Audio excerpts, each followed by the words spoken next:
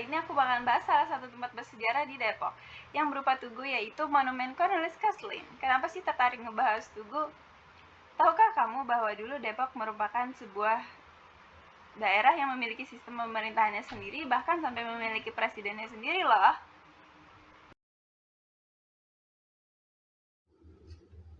Depok merupakan daerah otonom yang diakui pada zaman kolonial.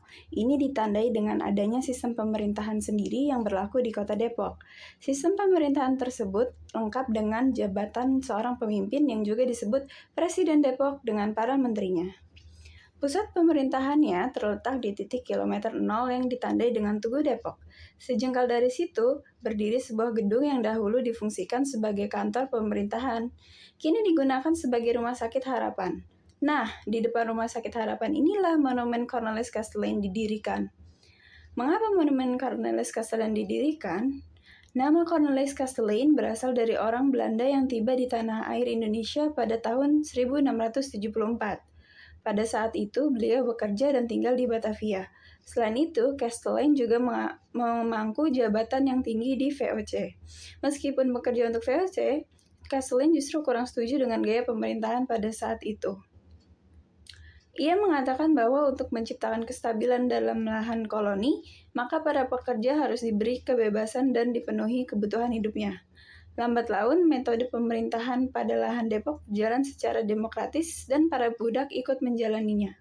Sebelum Kastelin wafat, ia menulis wasiat yang berisi memerdekakan budaknya dan memberikan lahan Depoknya kepada para budak. Terlebih, ia juga tak pernah memanggil budaknya dengan sebutan budak, namun dengan istilah minfolk atau rakyatku. Tahun 1914, Monumen Cornelis Kastelin dibangun sebagai perayaan kematian Kastelin yang ke-200 dan bentuk apresiasi masyarakat Depok kepadanya.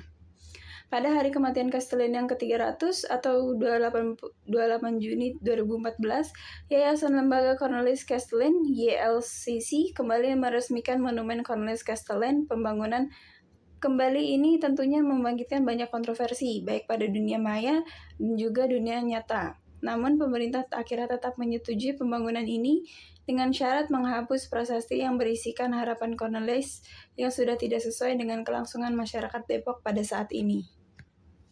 Jadi, Monumen Cornelis Kastelin dapat dikatakan didirikan sebagai bentuk pengingat bahwa Cornelis Kastelin telah memerdekakan para budaknya, sehingga Depok bisa menjadi kota yang lebih mandiri dan berkembang sebagai mestinya, merdeka dan demokratis.